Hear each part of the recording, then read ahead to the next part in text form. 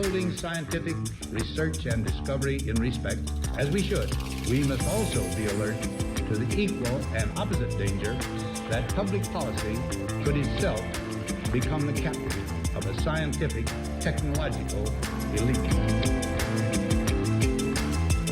We've signed a climate convention on the importance of economic instruments and free markets. Were included in this mammoth Agenda 21 document and the Rio Declaration. Now, let me be clear on one fundamental point. The United States fully intends to be the world's preeminent leader in protecting the global environment. Coming up, Technocracy News.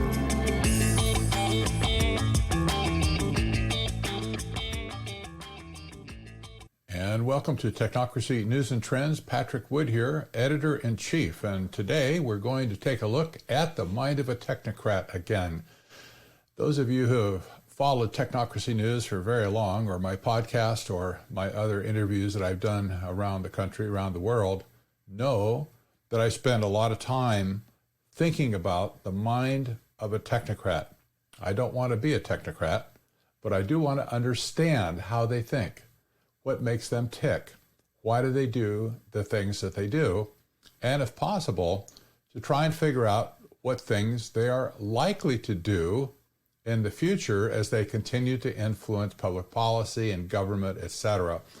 So today, we're going to talk about the mind of a technocrat. And in particular, we're going to talk about bioethics. This is something that is sort of in the news these days.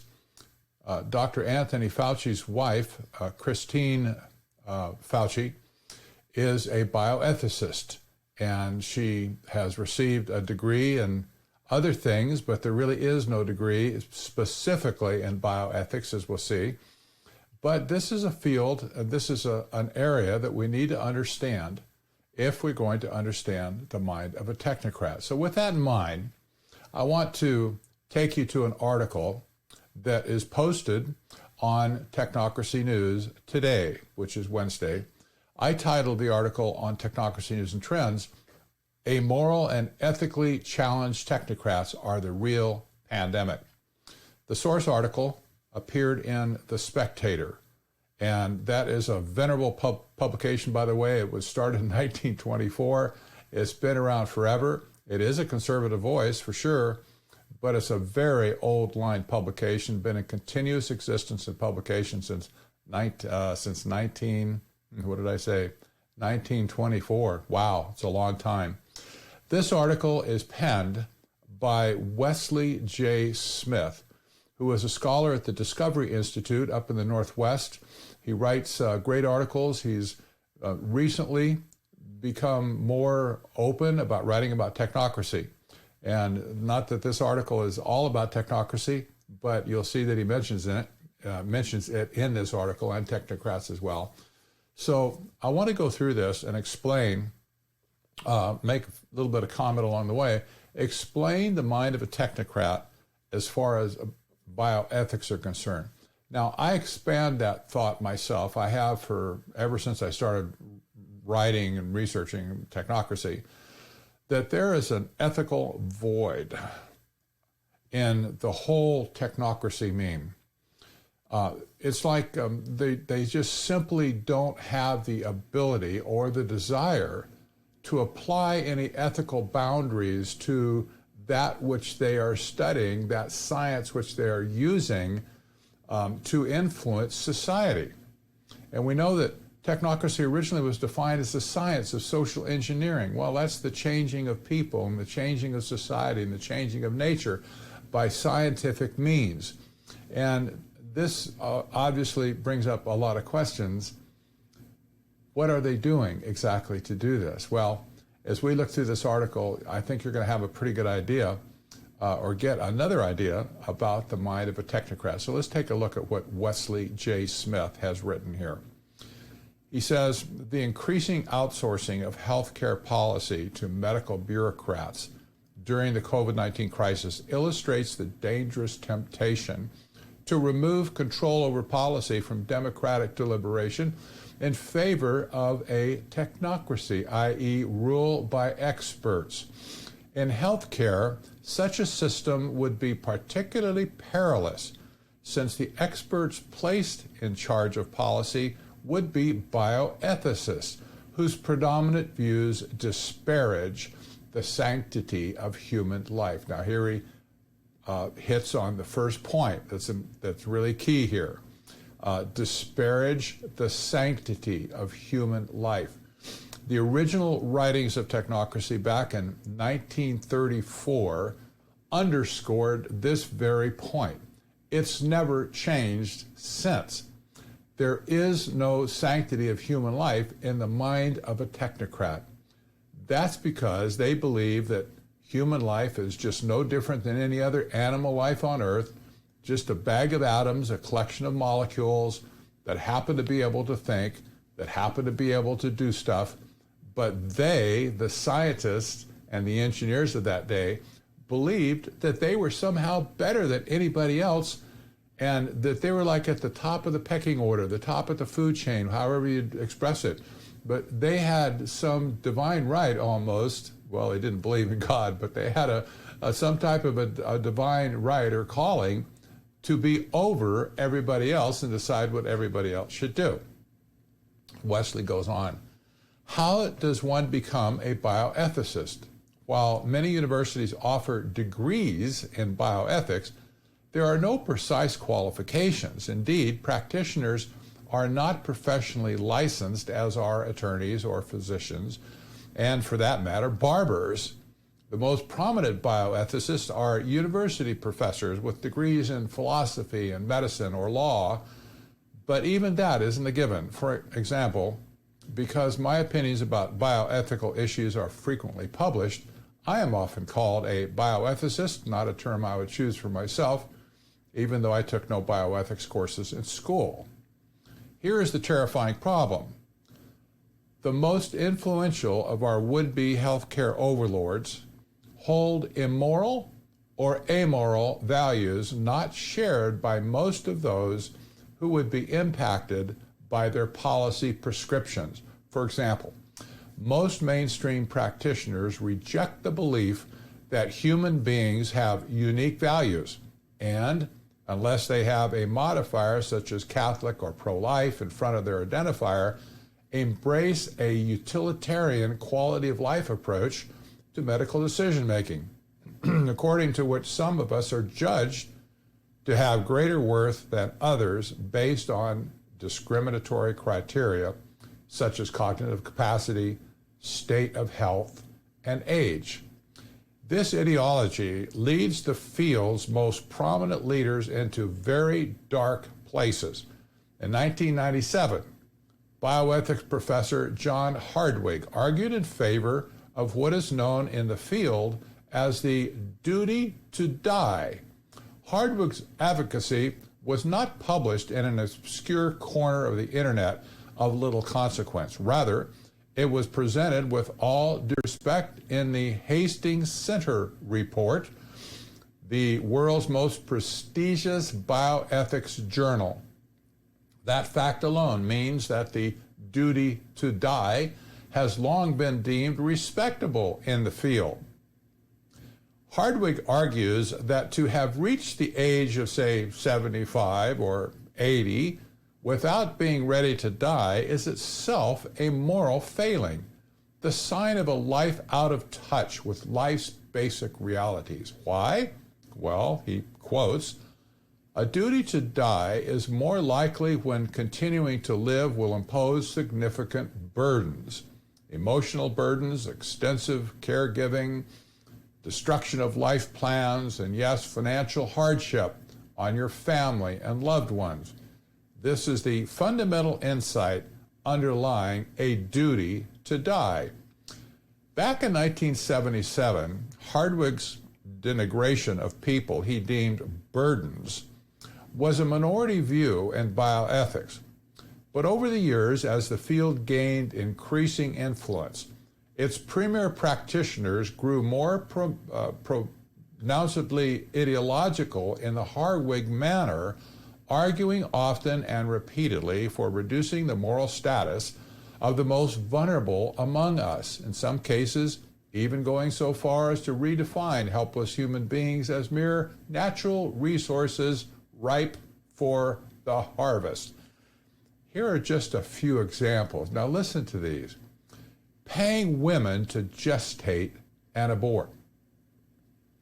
Bioethicist Jacob Appel argued in the Huffington Post that pregnant women who want to abort should be paid to gestate longer before terminating so that fetal organs could be harvested and used in transplant medicine. That would increase the number of abortions, he admitted, but he said a market in fetal organs could bring solace to women who have already decided upon abortion, but desire that some additional social good come from the procedure. Here's another one. Forcing caregivers to starve dementia patients. Prominent bioethicist Thaddeus Mason Pope and others want dementia patients to be allowed to instruct future caregivers to deny them spoon feeding when they become incompetent. In such cases, they want caregivers to be legally bound to starve their patients to death. This would apply even if the patient willingly eats. In other words, starvation as the new death with dignity, and that's in quotes. Here's another. Experimenting on cognitively disabled non-persons, that's in quotes. Writing in the Kennedy Institute of Ethics Journal, bioethics bigwig Thomas Beauchamp opined that some cognitively disabled human beings should not be viewed as persons, meaning that could be treated in the same way we treat relevantly similar non-humans. For example, they might be aggressively used as human research subjects and sources of organs. This goes on. I encourage you to read the whole article, by the way, yourself. But this is absolutely incredible. Listen to this one. Harvesting hearts as a form of euthanasia. An advocacy article published in the Journal of Heart and Lung Transplantation argued that patients who wish to be euthanized be killed by having their hearts removed for transplantation. The authors write that, quote, living donation, close quote, is the correct term to use, even though this is normally used for people who donate their kidney and do not die as a result of donation, close quote. Yes, indeed, Wesley writes, stripping a beating heart out of a patient's body will be 100% fatal. One would think that in the midst of an unprecedented pandemic, bioethicists would place their dehumanizing advocacy efforts at least on temporary hold. No such luck, he writes. The Journal of Medical Ethics just published a piece explicitly aimed at COVID-19 patients by the internationally prominent bioethicists and Oxford professors Julian Savulescu and Dominic Wilkinson. First, the authors want a license to permit seriously ill COVID-19 patients to be consensually experimented upon, even if the research is dangerous. This is from the article, An Extreme Altruism in a Pandemic. Quote, competent people now, or in the early phase of their illness when they retain competence, should be able to make advanced directives for extreme altruism. This might take the form of consenting now to trials of dangerous drugs. They could also consent in advance to other interventional studies of significant risk if they would imminently die. That might seem reasonable, Wesley writes, assuming that the test would be aimed at saving their lives, but the bioethicists want to include potentially lethal experimentation in the license that would not benefit the patient. And here's what they say. when a patient will certainly die. As Smith writes, a sometimes mistaken diagnosis, as we all know, they should be able to consent while competent to experimentation being performed on them for others. Can you sense the greater good here?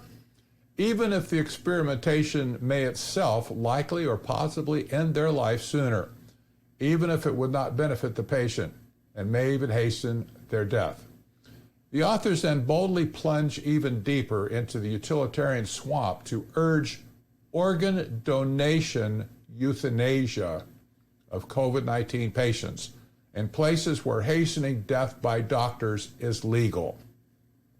The article states, organ donation euthanasia could possibly apply to some cases of COVID-19 where life-prolonging medical treatment is either withdrawn or withheld. In those jurisdictions where euthanasia is legal, as in Netherlands and Belgium, euthanasia could occur by surgical removal of vital organs under deep anesthesia. They also want to allow experimentation on nursing home patients, even if they are not sick. The article continues, some residents in nursing homes and care facilities are competent. Some of these may choose to take on significant risk in the war on COVID-19. They could also be allowed to consent with full disclosure of risks and no pressure to take part in risky research which would accelerate the discovery of vaccines or treatments. Close quote.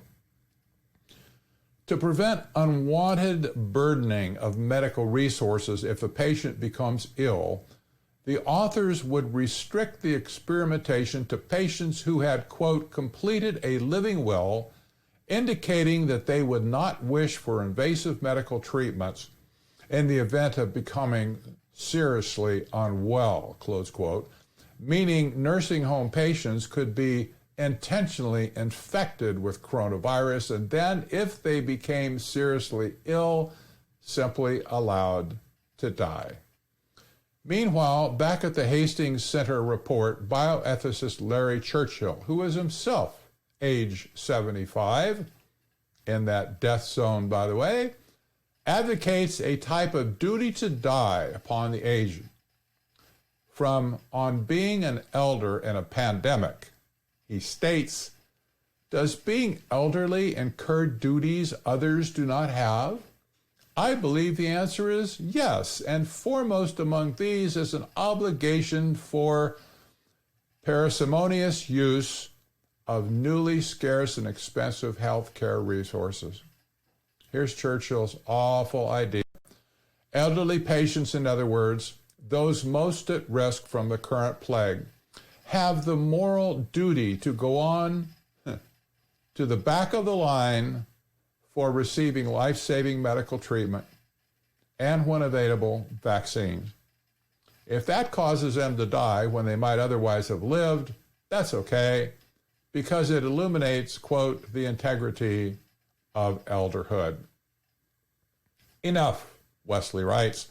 My point in writing this essay isn't to merely highlight the many dehumanizing and invidiously discriminatory proposals. Believe me, I have just scratched the surface that have been made over the years by luminaries in the bioethics movement.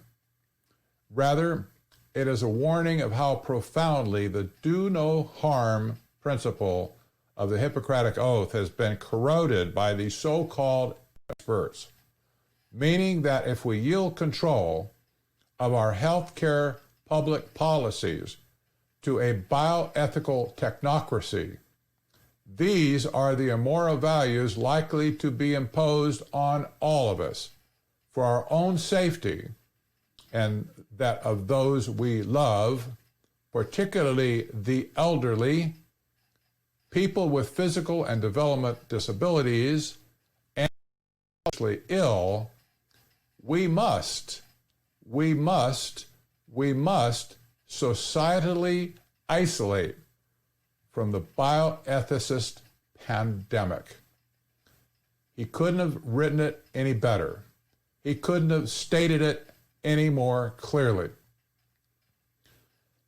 Ethics is simply a non-term amongst technocrats, and that includes bioethics as well. They have virtually no regard for human life. It's just something to experiment on, something to mess with, to see what can we get it to do. This is not the future that America wants. And I've stated repeatedly that I do believe that the current great panic of 2020 is the work of technocrats pushing technocracy to kill capitalism and free enterprise so that they can roll in and literally take over the world society. This is not just an American issue.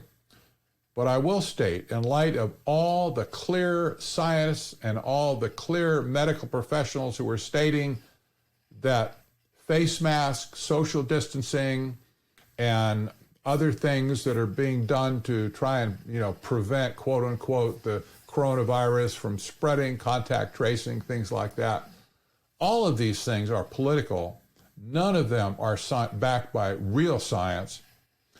That basically means the whole thing is really just a big scam of epic proportions. I've stated it as the coup d'etat of technocracy. I believe that's what it is.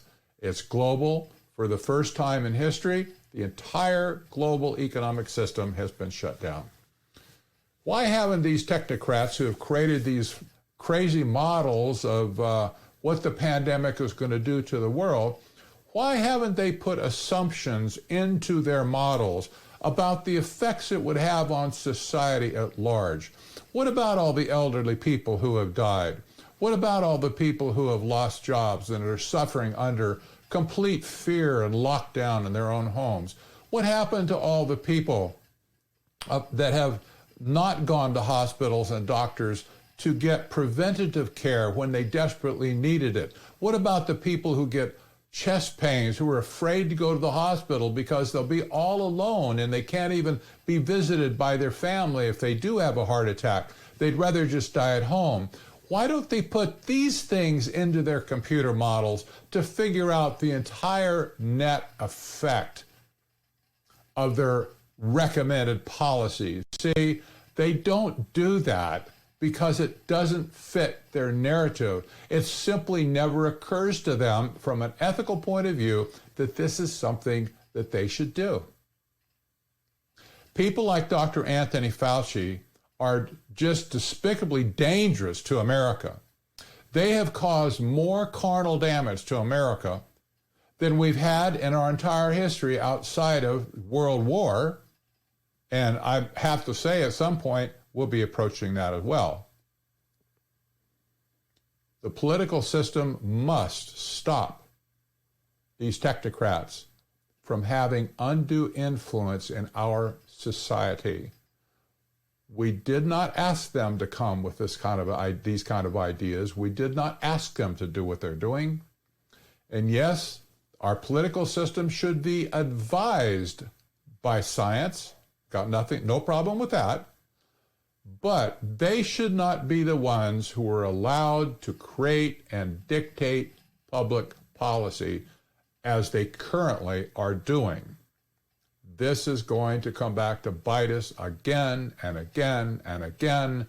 And now that these technocrats have got their claws into society, they're not going to let go until somebody literally just slaps them back and says, "Get out of the room now," and escort them out of the building with their box of goodies in hand and stuff, and just say, "Your pass is now revoked. You cannot get back in."